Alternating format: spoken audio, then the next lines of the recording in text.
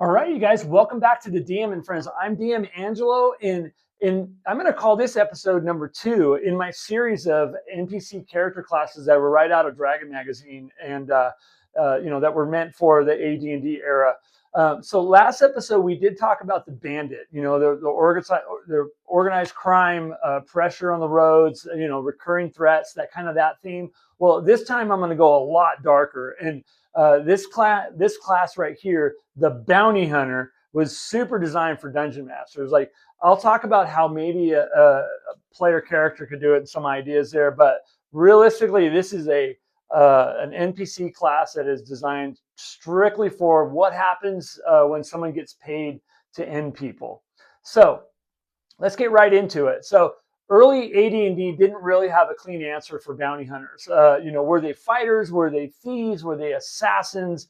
Dragon Magazine answer was this, and they're all of that and worse. And by the way, this article was by Scott Bennie, Bennie,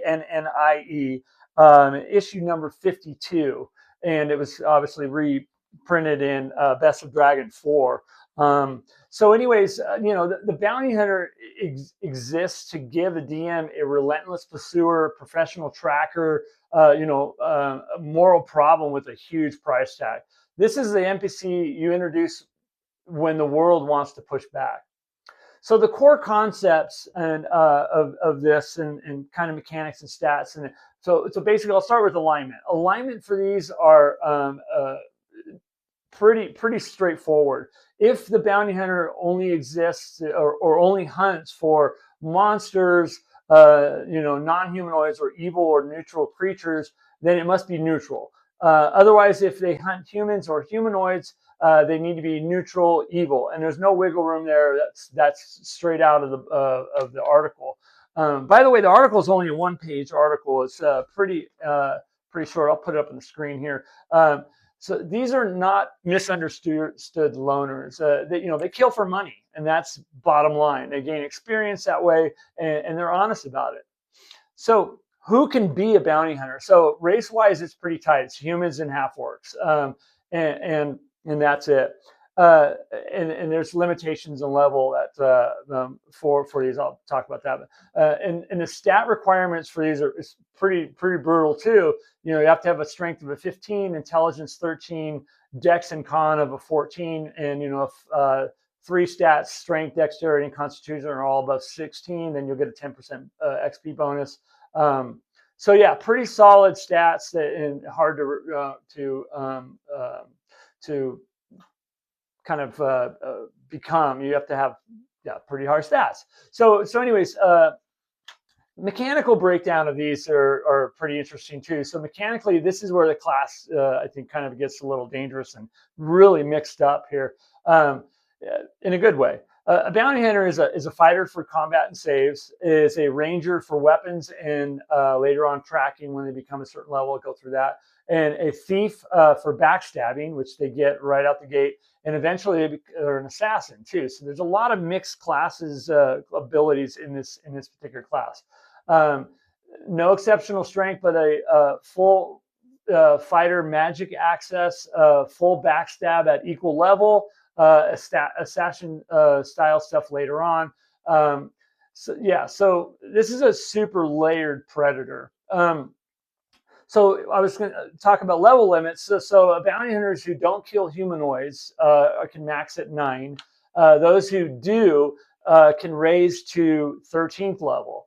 And there can only be one 13th level assassin, bounty hunter, and that's called the Great Hunter, right? And you'll see the titles over here on the screen.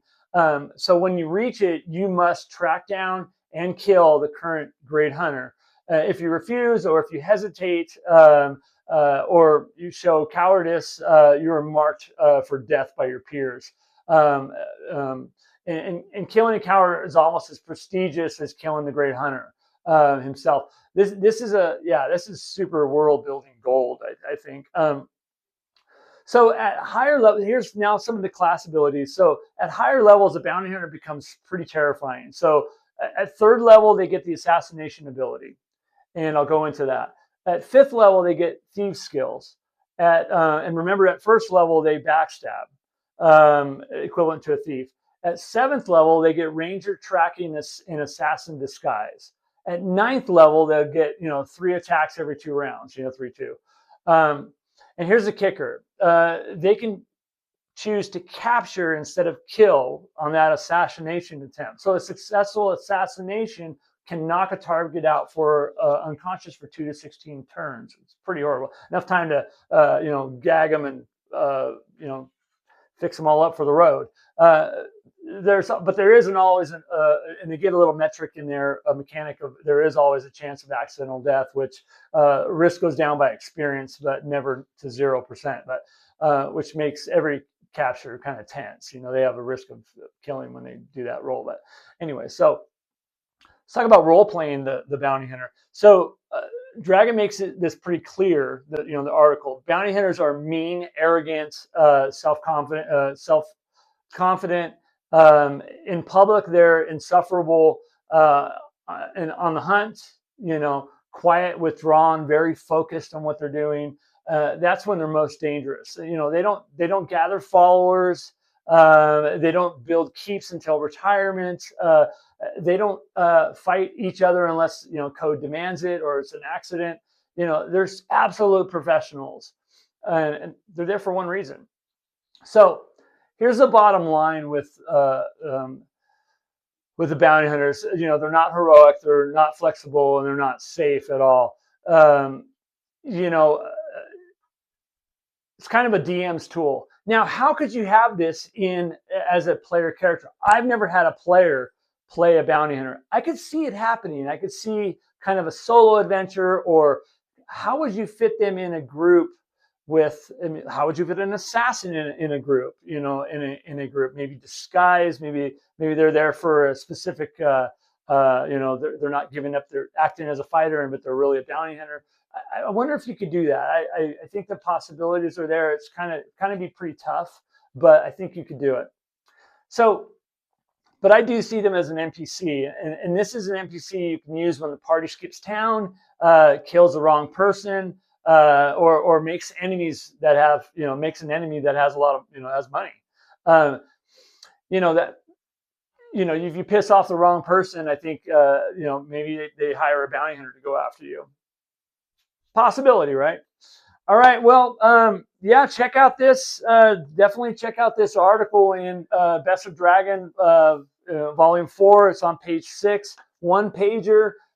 Super cool. I think it offers for a lot of opportunity mainly on the NPC side. But I would love to hear from you guys to see if anybody's ever used these as a PC. I personally, like I said, I haven't. But anyways, you guys, next episode, I'm going to continue digging around and through the Dragon Magazine NPC classes and pull out another NPC, which I'm going to actually do the Cloistered Cleric next. So that's going to be an interesting one, and I've actually had a player use that. So yeah, let's continue down this road.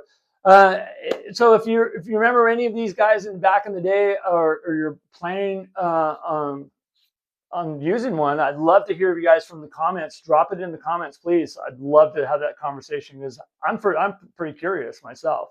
All right, you guys, like, subscribe, take care of each other, and as always, game on.